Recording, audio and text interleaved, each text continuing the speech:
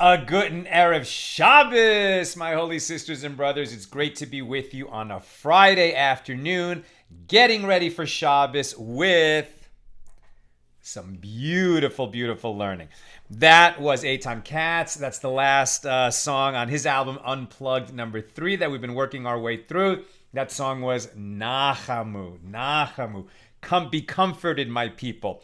And those are we sing that on the Shabbos of comfort after Tisha B'Av as we start to sort of work our way back up in joy and preparing for Rosh Hashanah. How's everybody doing? Let's light up the darkness. All right, who's with us as we open a new tractate, Moed Katan, the 12th volume of the Talmud. It's going to get started with a bang. This is really, really good stuff we'll be learning today. Yehudit in South Carolina, Stephen in New Hampshire, Guy in Ohio, JC in Pennsauken, Gordo in Scotland. Welcome, Gordo. Always good to have you on Fridays when it's not the middle of the night for you. Melissa in Great Neck, Paul in Chicago, Paul in the Great Northwest, Bella in Florida, Nancy in North Carolina, James in Indianapolis, Renee in Indiana, Sandy says good Shabbos, John is in Maine, Bill in mid-Missouri, who came down with something nasty and hopefully it's not COVID, Lucy in Minnesota, Caroline in Raleigh, Paula says Shabbat Shalom, Jeannie in Valley Village, Paula loves the music, Shandora with us from the Bronx. Welcome everybody. Over there on the YouTube side, no one has logged in yet. Today's episode of AT Daily is sponsored by Cheryl Lanther in honor of my grandsons. May they grow to a life of Torah, Chuppah, and Masim Tovim, a life of Torah and Jewish marriage and good deeds. And may you and all your loved ones be showered in blessings. And we say Amen. Thank you, Cheryl, for enabling us to share more Torah with more people around the world. All right, let me just get this set up a little bit here. That goes over there. All right. Opening Moed Katan. So these are the laws of what in Talmudic literature is called the festivals, just kind of generically. But what our sages mean is the intermediate days of the festivals, right? So Passover, let's say in the land of Israel, the first day is a full-fledged festival. It's just like Shabbos. No work can be performed. Except the only difference between a festival and Shabbos is that you can cook on a festival, but only for the needs of that festival day. You can't cook for what's later than that full-fledged festival day. And otherwise, no work is permitted, just like Shabbos. And the seventh day, the last day of Passover, is also a full-fledged festival day. In between, there might be a Shabbos, which is Shabbos. But all the other days are these Chol HaMoed, the intermediate days of the festival. Likewise for Sukkot, we have the same thing, full-fledged festival day at the beginning, Shmini Atzeret, the 8th day of assembly at the end. In between, Moed Katan, right? The Chol HaMoed, those intermediate days. So, is it a regular weekday? No. So our behavior has to be modified. We have to honor the fact that it's a festival. Is it a full-fledged festival day? No, it is not. So we're not going to have the same kinds of restrictions on our ability to do work like we would have on a full-fledged festival day or on Shabbos. But nor are we going to just give it the characterization of a regular weekday. We have to stay in that festive, festival, holiday frame of mind.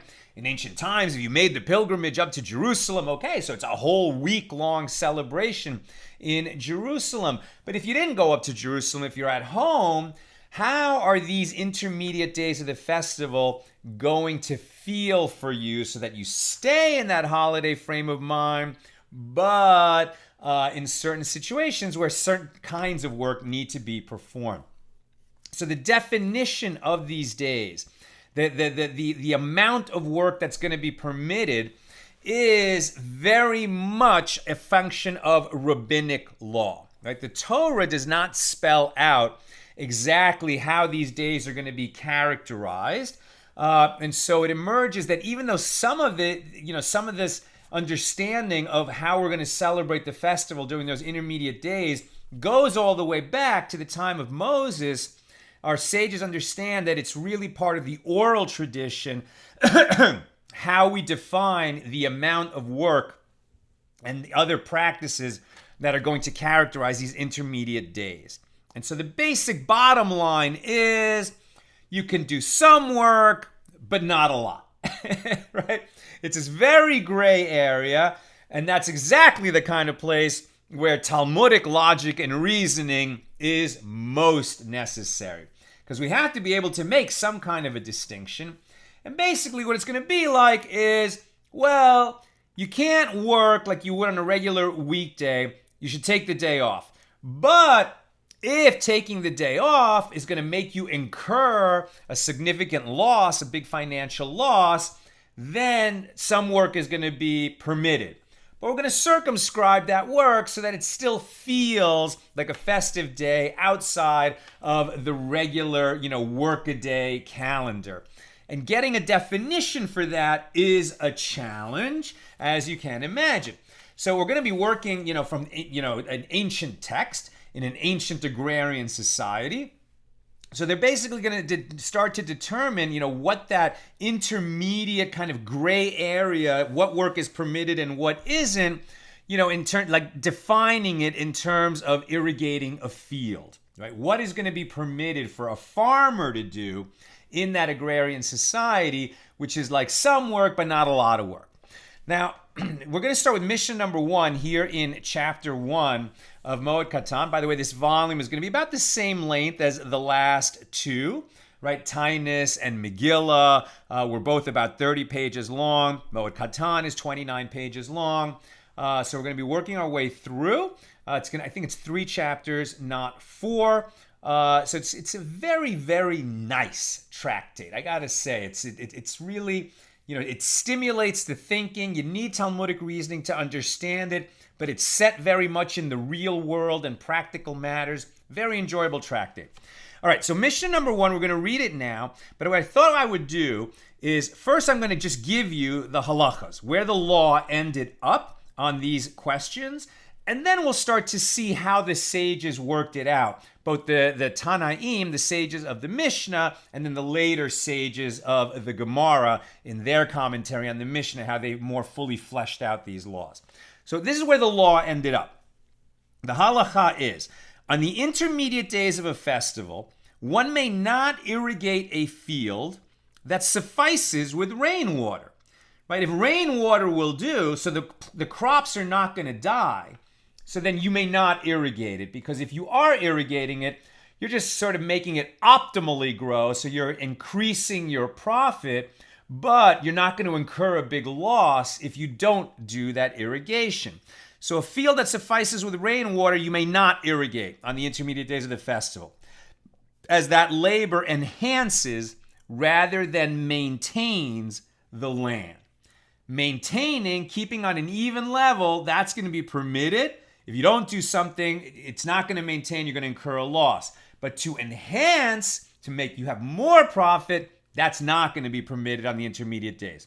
If a field requires irrigation and one has begun to irrigate it before the festival, okay, so one may continue to water the field on the intermediate days of a festival. And this is due to the fact that insufficient irrigation would lead to a significant loss.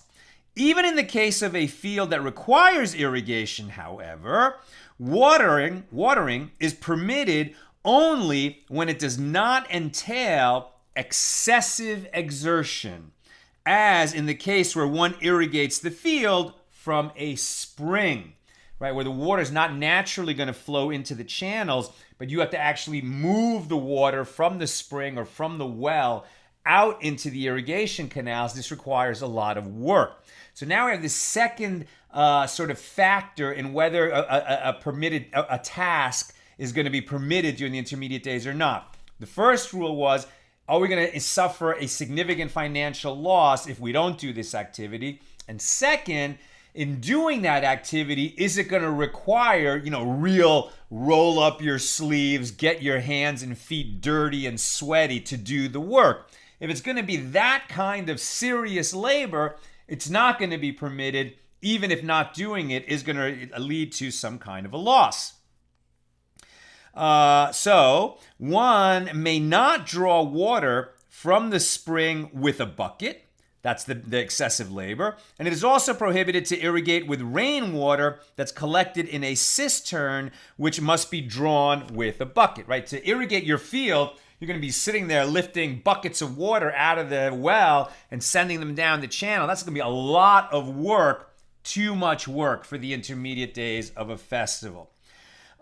Related topic, public needs. Public needs may be tended to during the intermediate days of a festival. Therefore, one may repair roads, damaged water systems, and public ritual baths, as well as marking graves so that people won't walk over a grave and come to be ritually impure. And the Rima adds that tasks that do not fulfill bodily needs, such as building a synagogue, should not be performed during the intermediate days of a festival. Right? Eventually, that synagogue is going to serve the community, but we don't have to do that construction during the intermediate days of a festival. On the other hand, if the roads are in disrepair and people could come to be harmed by falling in potholes, etc., so that kind of work is going to be permitted, even if it might require excessive labor. Maybe, maybe not. We'll see. All right, so that gives you a little bit of an introduction of the logic and flavor of what we're addressing here.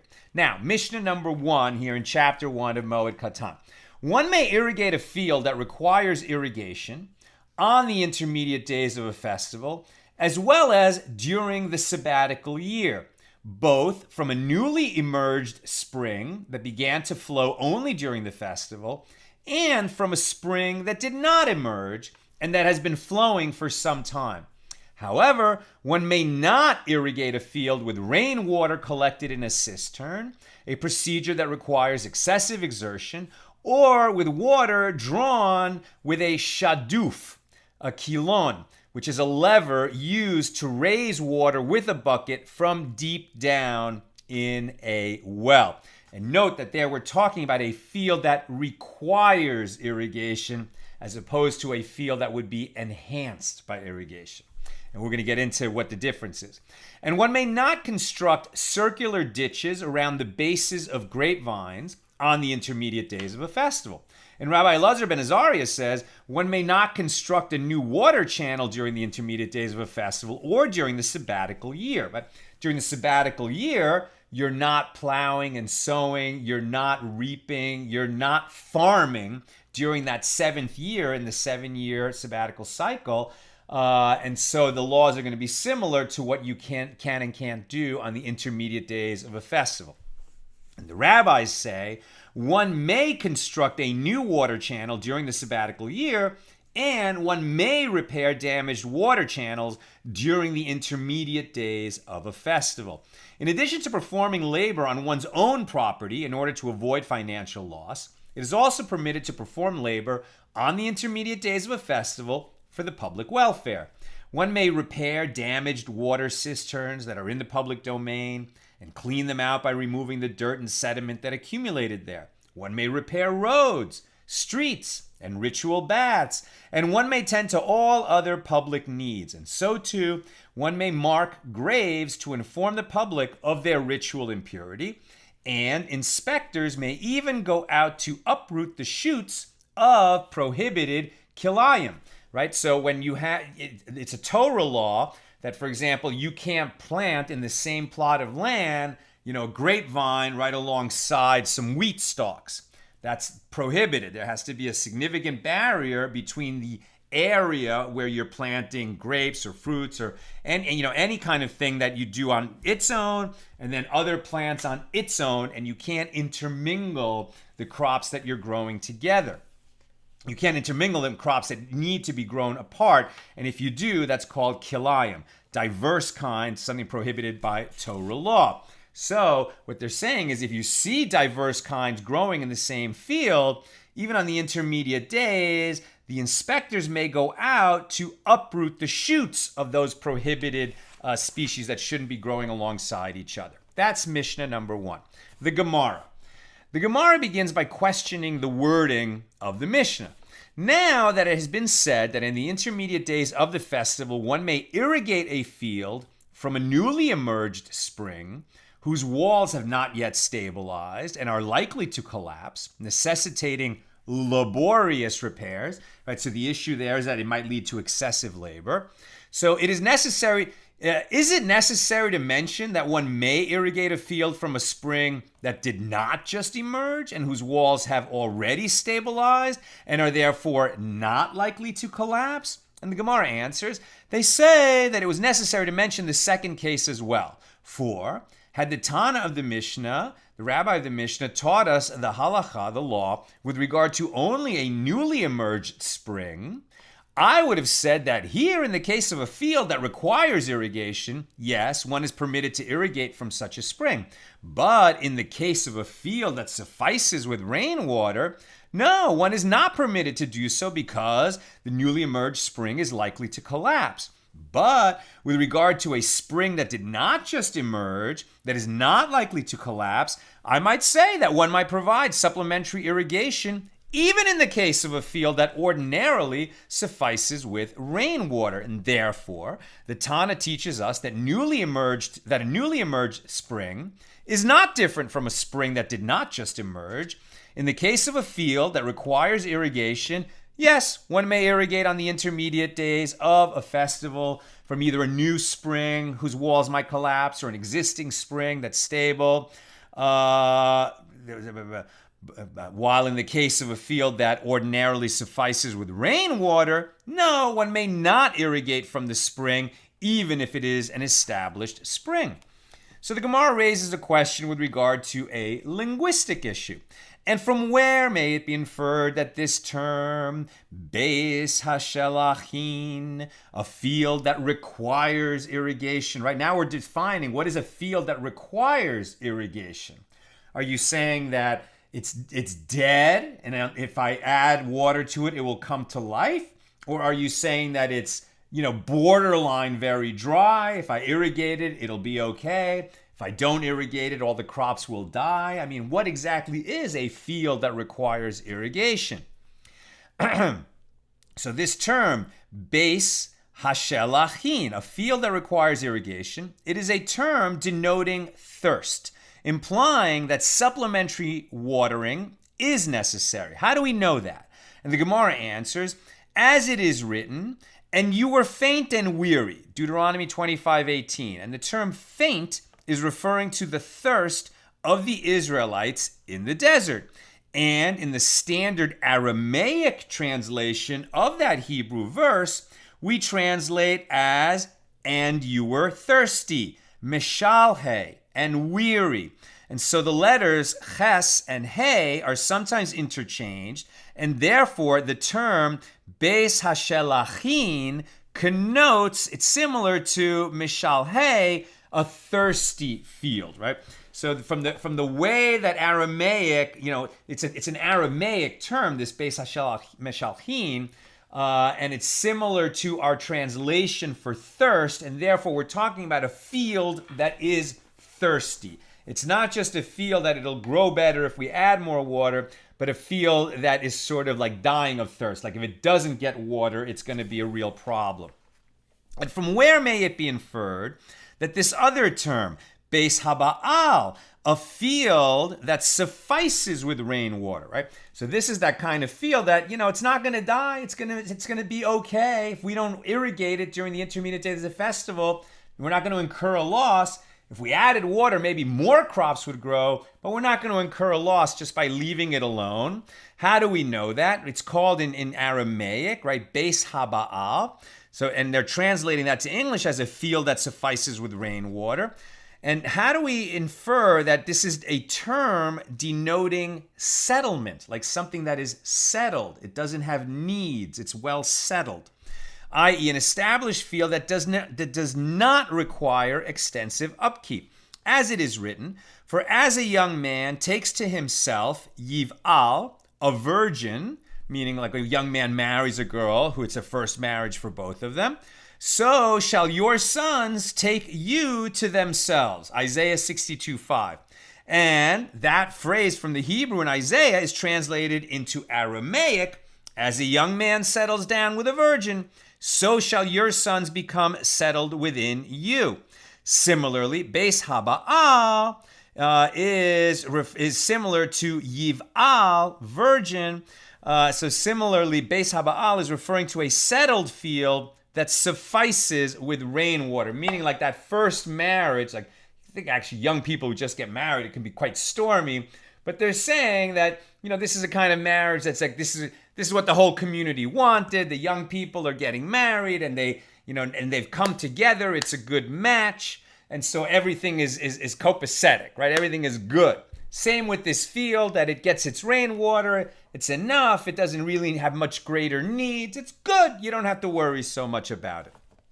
So the Gemara begins to clarify the underlying principle of the Mishnah. So who is the anonymous Tana?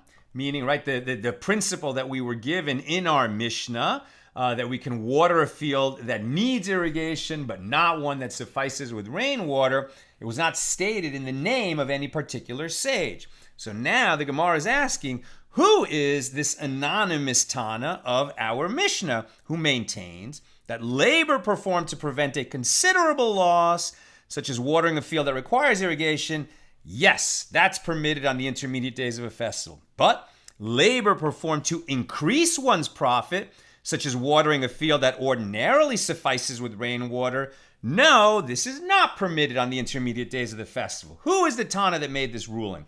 Furthermore, even in a case involving loss, one may not excessively exert oneself, as the Tana of the Mishnah renders prohibited all cases of watering fields with collected rainwater or water drawn with a shaduf, even in a field that requires irrigation. So those are the principles that we've already stated. Who is the rabbi that rules that way? Rav Huna said, it is Rabbi Eliezer ben Yaakov. As we learned in a Mishnah, Rabbi Eliezer ben Yaakov says, in a field filled with trees, one may draw water via a channel from tree to tree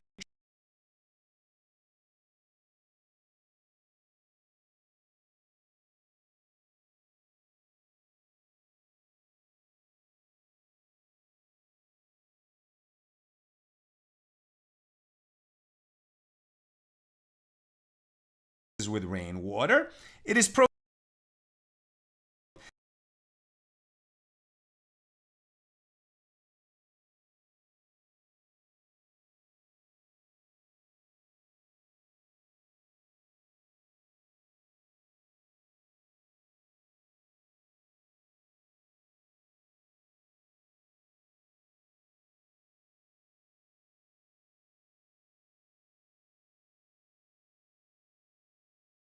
trees on the intermediate days.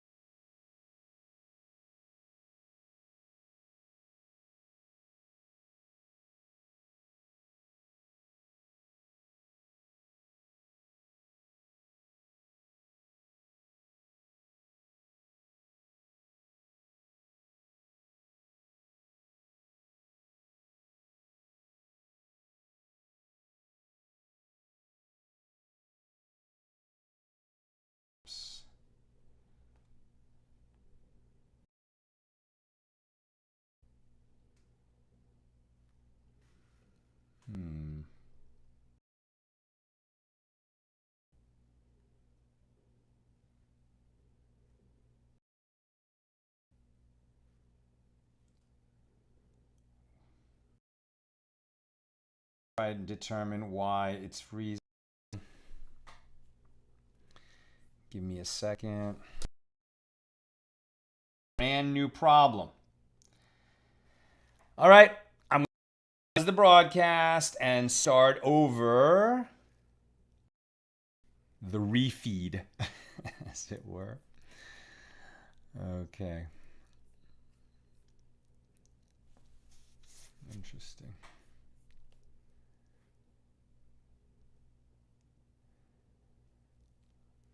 Well, that's pretty cool. So it looks like YouTube, it just continued the same feed, but Facebook, it's a new feed. Okay. Okay. Sorry about that interruption. I don't know what caused it, but we seem to be okay now.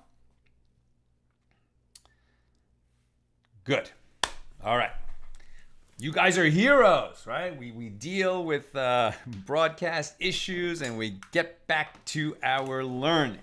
All right. People seem to be finding it. Very good. Just waiting one more minute. All right. I think we're good. Okay. Very good.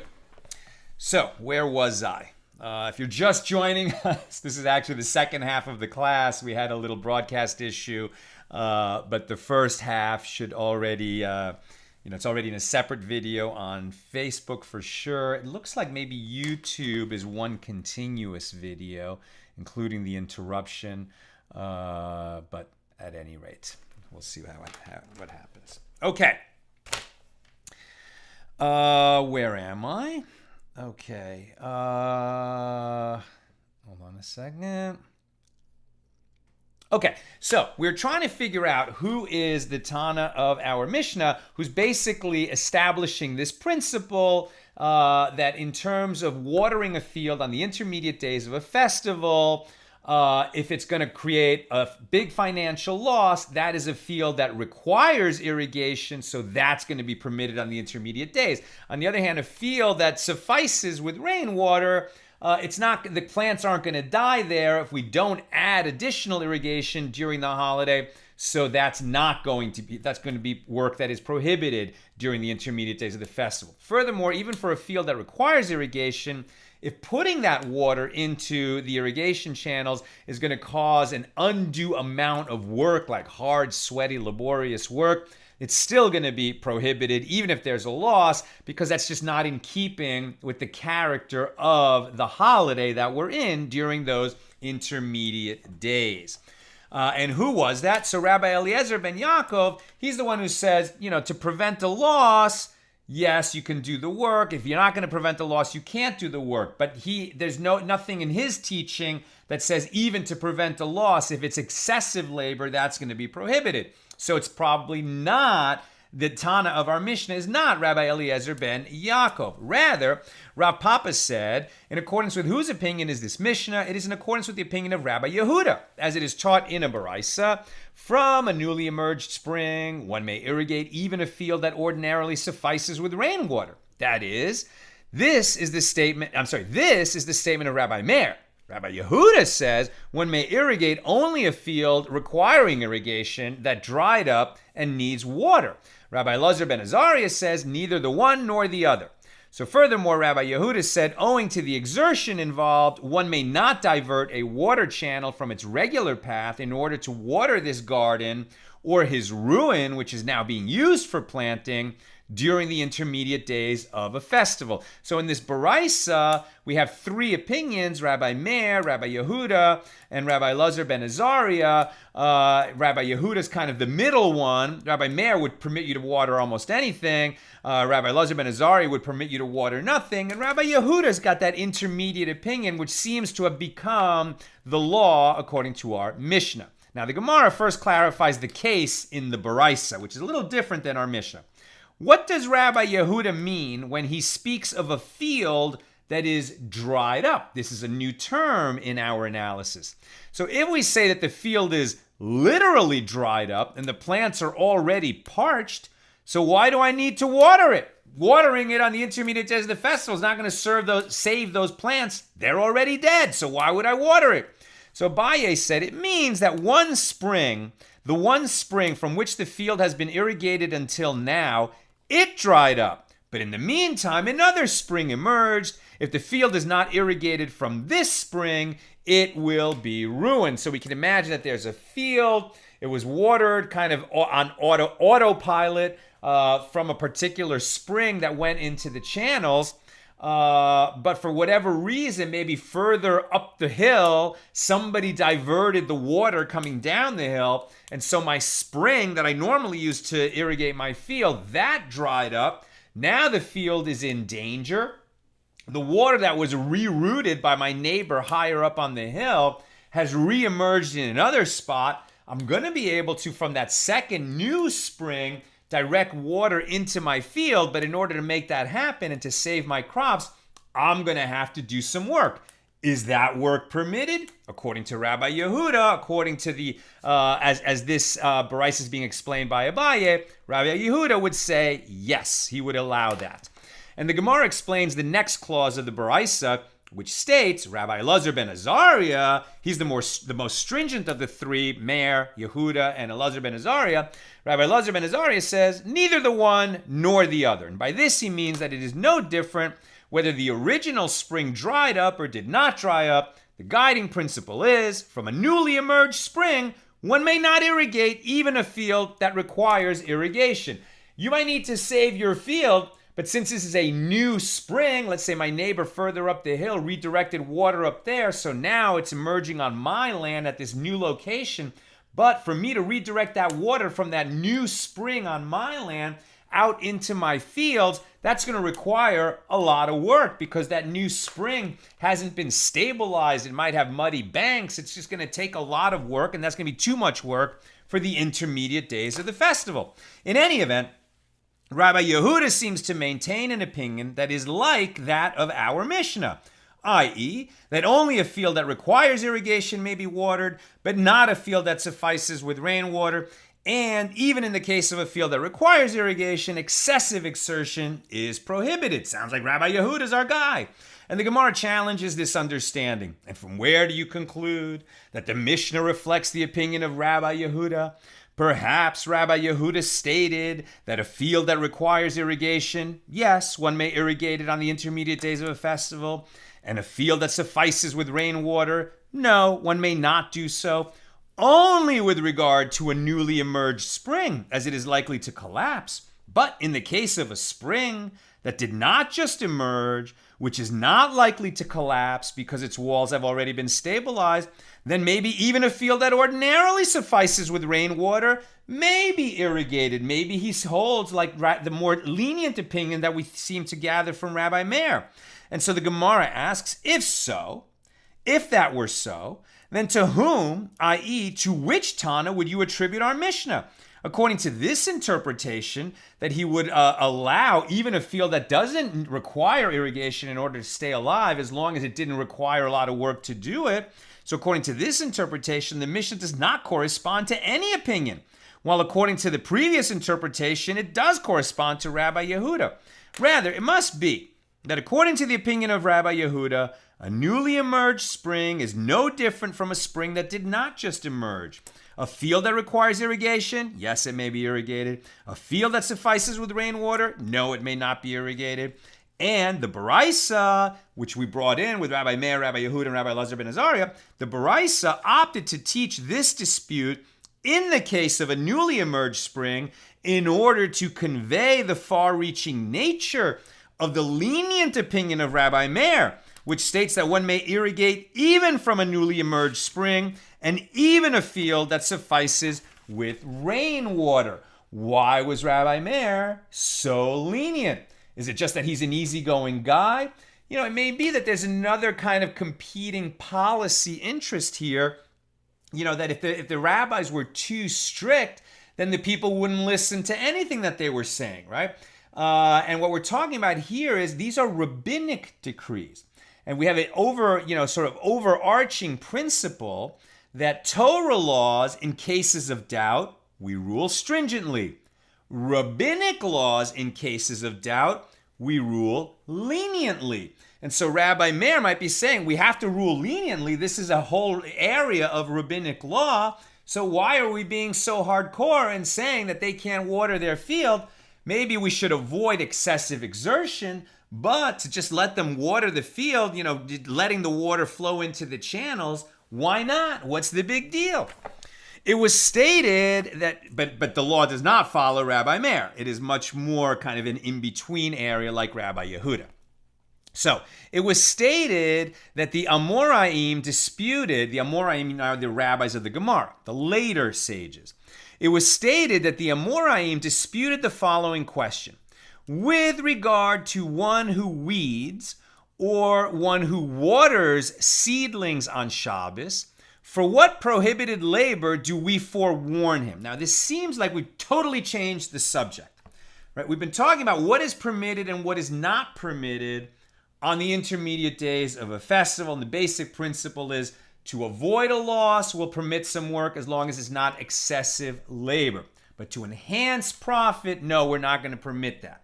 Okay, but now we're trying to understand exactly where the principles are getting from, and now we're going to get into this idea of the distinction between Torah law and Rabbinic law. So to sort of set that up, now the sages are taking a step back and saying, well, let's understand exactly how we apply Torah laws and Rabbinic laws. So we're going back to the example of Shabbos. Now, on Shabbos, work is all constructive work is prohibited. But if you're going to actually be guilty, if you violate that law, the law prohibiting work on Shabbos, and if you do it intentionally, that's a different issue. But if you do it unintentionally, so then you become liable to bring a chatas, a sin offering for unintentional violation of this law. Not like unconscious violation, like you did it because you made a mistake of the law, for example. So then when the temple is standing, you would bring this sin offering, to expiate your guilt for having violated Shabbos, right? It's a big violation to violate Shabbos. But you're not going to be guilty now here we're talking about intentional. Okay, so here we're talking about intentional violation, which is a little bit different, where you might get lashes. Now, in that case, where the court is going to punish you, right? This is intentional violation of the law. But a court isn't going to administer the death penalty or administer lashes. There was no imprisonment, right? It's either death penalty, lashes, a monetary fine. But there's not going to be a court-imposed penalty unless at the time that you committed the sin, there were two witnesses, and the witnesses saw that you were warned. Right? You were warned that if you do this, you're going to be guilty of violating the law, and then you could be punished for it. And the warning needs to be specific, right? So in these kind of borderline cases where it's not clear, it's not something that the Torah said you cannot do. What are the kinds of labor that you can't do on Shabbos, right? So for example, writing, you can't write on Shabbos. Reaping, you can't cut a piece of fruit off a tree because that's like harvesting. It's like reaping. And there's 39 categories of prohibited labor on Shabbos. So the 39 categories, things that are basically fall right smack into that category, like reaping or writing, okay, so you can't do that on Shabbos. But then there's kind of derivative subcategories where it's work, but it falls into one of those 39 categories by rabbinic decree because it's similar to those things, but it's not exactly the same. And we're in one of those cases now. One who weeds or waters seedlings. So that's not sowing, like planting seeds, and it's not plowing, and it's not reaping, but it's similar to that. It's some kind of agricultural activity. So now they're going to say, well, exactly how does this work? Right? So one who weeds, right? One who pulls weeds out of the ground. It's not reaping because it's not like pulling an onion out of the ground so that you can eat the onion. The weed is waste. You're not gonna do anything with the weed except throw it away. So it's not really constructive labor, except that by pulling the weeds out of the ground, you're enabling the crops that you do want to grow properly. watering seedlings, right? Putting the seed in the ground, that's definitely one of the 39 categories of prohibited labor on Shabbos. But giving a little bit of water to that seedling is not quite the same. So if somebody was going to be guilty of transgressing that intentionally, you would have to warn them that they're doing something that's prohibited on Shabbos. But what would the warning be? What specific malacha, prohibited labor, are they doing? That's the question. Judicial punishment may be administered to a sinner only if he has been forewarned by two witnesses prior to the commission of his offense. This forewarning must include the specific transgression being violated, and on Shabbos, it must include the specific category of prohibited labor that the action involves. So this guy who's weeding in his garden and adding water to seedlings, what exactly has he done? Rabbi said it is due to the prohibition against plowing. And Rav Yosef said it is due to the prohibition against sowing. Sowing like sowing seeds. Rabbi said, according to my opinion, it is reasonable, just as the usual objective of plowing is to loosen the earth, so too, this weeding and watering loosens the earth. And Rav Yosef said, according to my opinion, it is reasonable. Just as the usual objective of sowing is to cause fruit to grow, here too, weeding and watering causes the fruit to grow. Abaye said to Rabbah, actually, according to your opinion, there's a difficulty. And according to Rav Yosef, there's also a difficulty.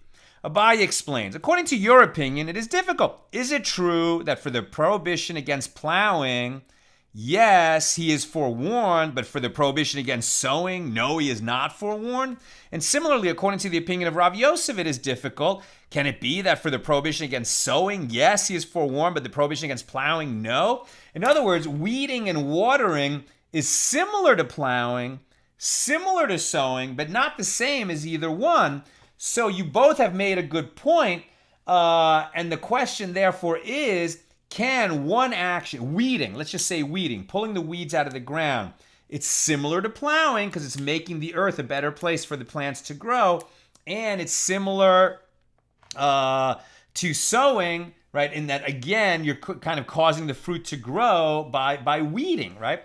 And so if it's similar to both categories, can your one action actually trigger liability for two Shabbos transgression? And the answer is going to be yes.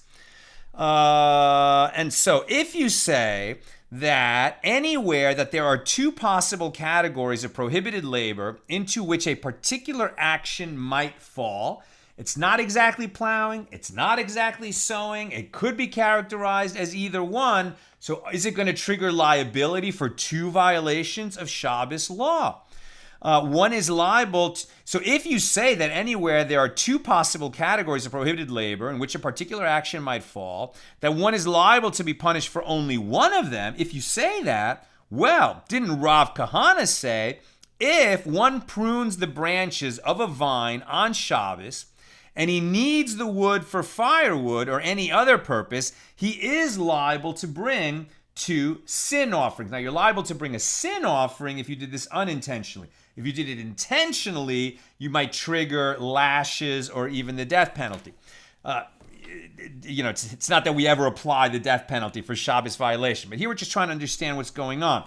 So if somebody comes along and on Shabbos, he prunes a vine. Okay, so pruning the vine, that's helping the vine grow, definitely prohibited. So that's one violation. And if what he took, so if he pruned the vine and just let the branches fall, he's helping the vine grow by cutting off some of the excess branches. All he did is prune the vine. But if the branches that he took off the vine, he's going to use them as kindling later for his fireplace. So then he took something that was valuable to him from the vine. And that is reaping. So in cutting those branches off the vine, he did perform two prohibited labors. Pruning the vine to help it grow and reaping some kindling wood that is useful to him. One action, all he did is cut one branch off the vine, two categories of prohibited labor, and therefore he's liable to bring two sin offerings. And the Gemara concludes, indeed, it is difficult, according to both opinions, going back to the question of this guy who weeds and waters, is it similar to plowing or to sowing? So Rav Yosef raised an objection to the opinion of Rabbi from what is taught in the following Baraisa. One who weeds in the proximity of kilayim. Okay, so now you've got this issue. It's a separate issue, right? Let's say we've got grapes and wheat growing in the same plot right next to each other. That's a transgression because you can't grow diverse kinds right next to each other. Okay, so now he ought to just remove one or the other. Either remove the grapevines or remove the wheat stalks because they can't grow next to each other. But what does this guy do? He goes there and he sees there's some weeds growing there and he pulls the weeds.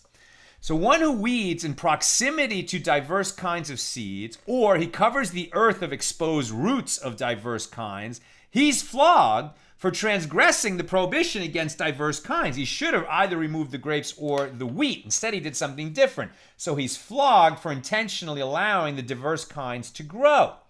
If he's weeding or covering exposed roots, he's actually helping the diverse kinds to grow, and that's why we flog him. Leviticus 19:19, you shall not sow your field with two kinds of seed. And Rabbi Kiva said, even one who maintains in his field a mixture of species that he could have uprooted is flogged for violating the prohibition against diverse kinds of seed. This guy came along and weeded, so he's helping this diverse kinds grow together.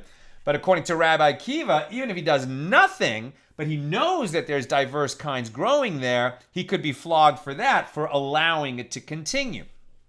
Rav Yosef explains, so granted, according to my opinion, that I say that one who weeds on Shabbos is forewarned for the prohibited labor of sowing, this is the reason he is liable to be punished with flogging for weeding diverse seeds. Sowing diverse kinds is prohibited, but according to you, who said that one who weeds on Shabbos would be forewarned for plowing, that's what he's similar to, that is weeding on Shabbos, why is one liable to be flogged for weeding in proximity to diverse kinds? Is plowing prohibited in connection with diverse kinds? At the time of plowing, there's nothing in the ground, right? When you do the malacha, the prohibited labor of plowing, which is not allowed on Shabbos, there's only dirt. You go ahead and loosen the soil to prepare it for putting seeds in. The next step is sowing, is putting the seeds in the loosened earth.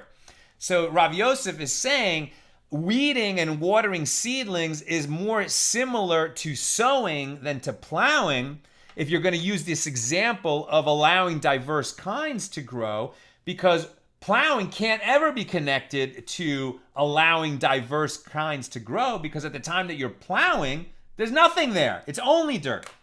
Rabbah said to him, well, according to my opinion, one who weeds a field of diverse kinds is flogged, not because he is guilty of plowing, but for violating the prohibition against maintaining a mixture of species in his field.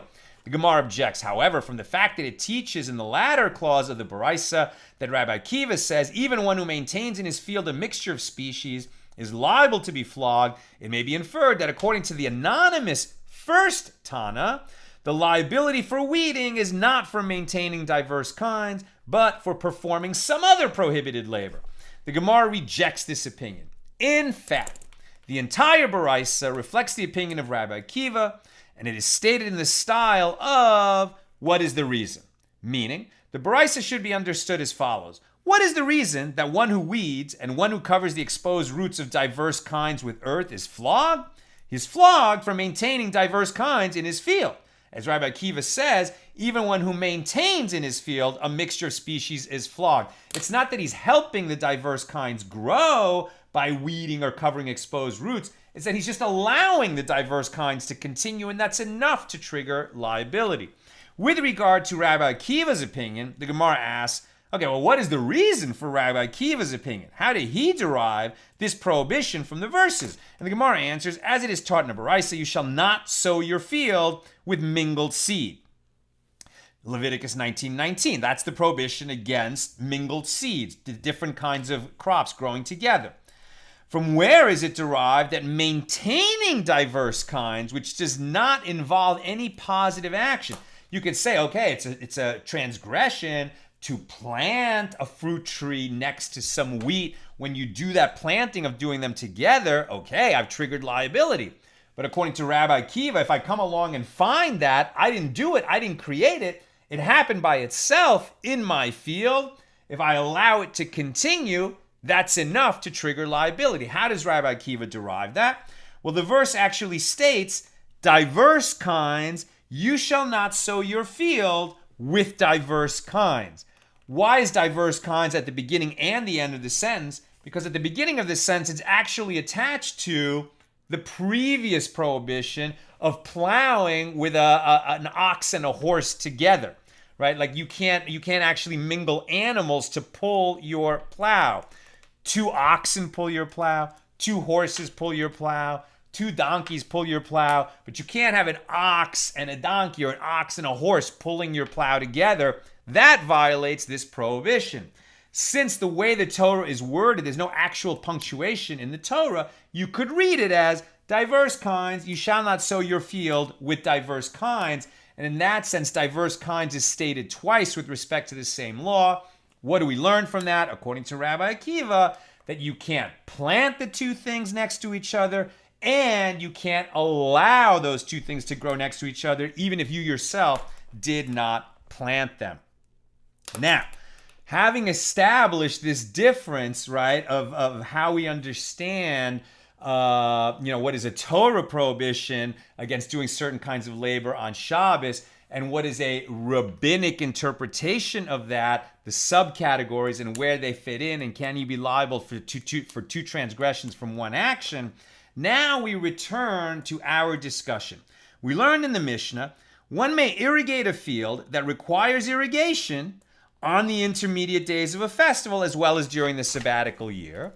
And the Gemara asks, granted, with regard to the intermediate days of a festival, where the prohibition against irrigation is due to the mandate to avoid excessive exertion on the festival, in a case of considerable loss, the sages permitted one to exert himself. Okay, we have a logical understanding of that principle.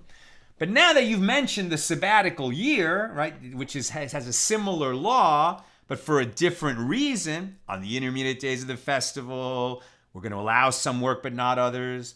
The sabbatical year, it's not because of we don't want you to exert yourself. It's that you can't, do farming. You can't grow crops on your land because you let the land rest for a year. That's the principle of the sabbatical year. So, however, during the sabbatical year, both according to the one who said that one who waters is liable due to the prohibition against sowing, and according to the one who said that one is liable due to the prohibition against plowing, right, which are categories of labor prohibited on Shabbos, are sowing and plowing permitted during the sabbatical year?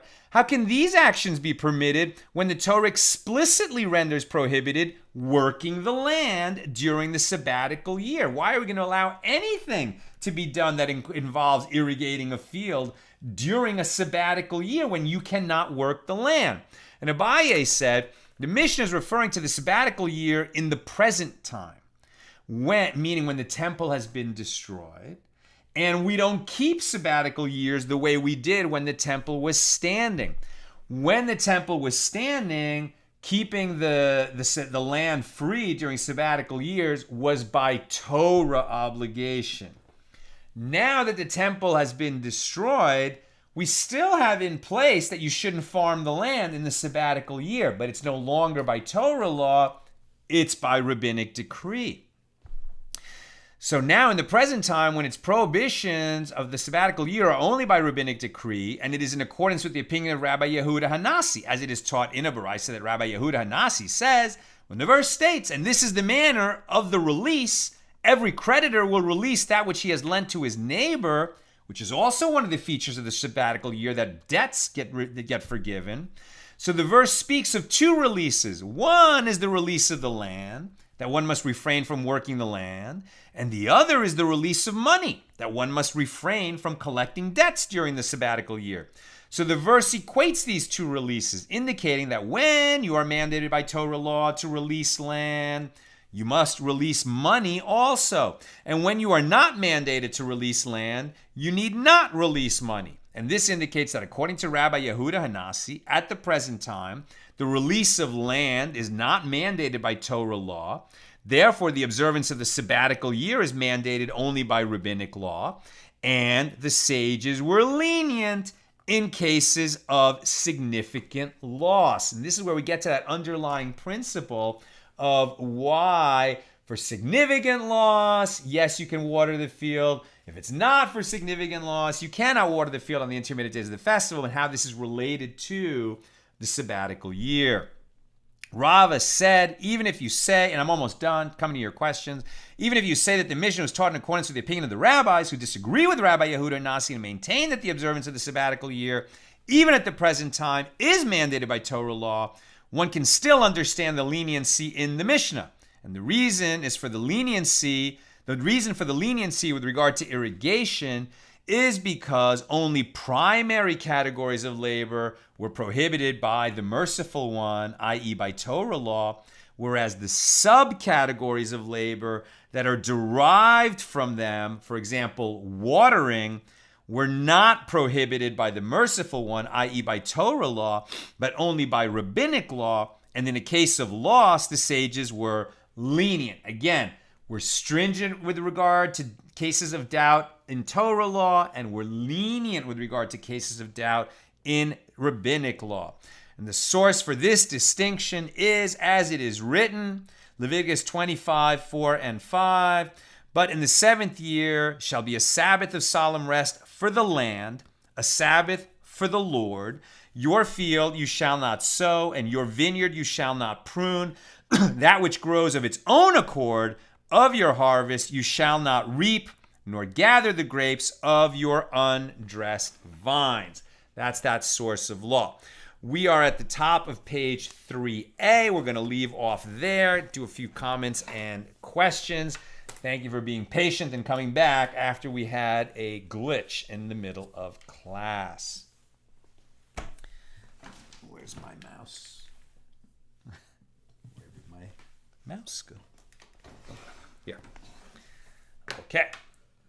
Do we have comments or questions? Moed Katan, page 2, just a few questions. Bill, does the prohibition against the use of the bucket mean by analogy that you cannot use any kind of mechanism? I grew up in Arkansas, rice country, so I'm thinking here of water pumps. Do they count as a bucket only if they're manual, or also if they're powered either with electricity or a diesel engine? See, that would be a fantastic question, right? That's the kind of question that I don't know the answer offhand, but since we have two principles, right? One is, so you can do that kind of labor that will save you from having a significant financial loss, but you can't do that kind of labor that's going to just enhance your profit on the intermediate days of the festival. And the other principle is, you can do, in order to save yourself from significant loss, that which does not require excessive labor, but you cannot do that which does require excessive labor. So what you're asking, Bill, I think is, well, let's say it's mechanized, right? So all I got to do is press a button, and now I can save myself from significant loss. Seems like that I should be able to do, even though the kind of work that's being done in ancient times would have required humans to lift buckets over and over and over again. Now it doesn't. So is modern mechanization going to allow me to say it's saving me from significant loss? It doesn't cost me excessive labor. Or are we going to say, well, actually, the kind of work that's being done, I only have to press a button, but it's the same kind of work that in ancient times did require excessive labor? That's stating the issue. I'm not sure what the answer is. Tom, does Kilayim prohibit hybridizing plants? Right. So, for example, you can graft, right, one kind of fruit onto a different kind of fruit tree. Does that trigger the prohibition against Kilayim? I'm not sure. It's a great question. But really, they're more saying, like I'm not sure if Kilayim is triggered, if you have lemon trees next to orange trees. I think it's more like they have to be more different than that. I just haven't made any study recently of exactly the problems of Kilayim. You can definitely look that up. But the sort of classic example, right, is that you can't have wheat and fruit growing right next to each other. Could you have wheat and barley growing right next to each other, intermingled? I don't think so, but I'm just not sure. But on your question of hybridizing, definitely good question. And sort of that underlying principle, a kilayim is a hook, right? Meaning it's one of those laws that we do it because God said so, not because there's actual logic to it. It's not all about, logic in that case. It's just God said don't do it, so we don't do it. It's actually a way of showing how much we love God, that we just follow what he said because he said so. But generally speaking, there definitely seems to be a big part of Torah and Torah Judaism is maintaining distinctions, right? We want things to be separate. We want to keep categories separate. We don't want everything to get hybridized into kind of like one general gray area, one general brown. We want differences. This plant is this plant and that plant is that plant, and the two should be kept separate so that they don't become one kind of mushy thing in between. We don't allow and we don't breed animals together, right? So I think that the mule is actually prohibited. I mean, it happens, but you can't make a horse breed with a donkey. That probably does violate its Torah law about breeding diverse kinds. Sharon, do these rules apply outside of Israel? Gardening on Chol HaMoed. You guys should have a rabbi teaching you who just has all these laws at the tip of his tongue. That's not me. I'm not sure. But I think we don't really see a distinction here so far about whether it's in Israel or not in Israel. With respect to the Shemitah year, that's much more, in Israel versus outside of Israel. But it seems to me, and I'm not sure because I'm not a rabbi, but it seems to me that this principle of you can do work that's going to save you from a significant loss, but not work that's just to enhance profit, that seems to me like a principle that will extend outside the land. But I think also that question is going to get addressed more as we get deeper into this volume. And finally, Gordo, when the broadcast gave out, you became, for a moment or two, one of the frozen chosen. I love it.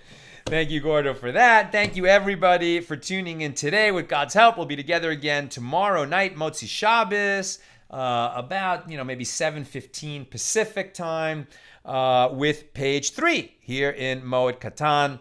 And hopefully we won't have broadcast issues. Have a great Shabbos.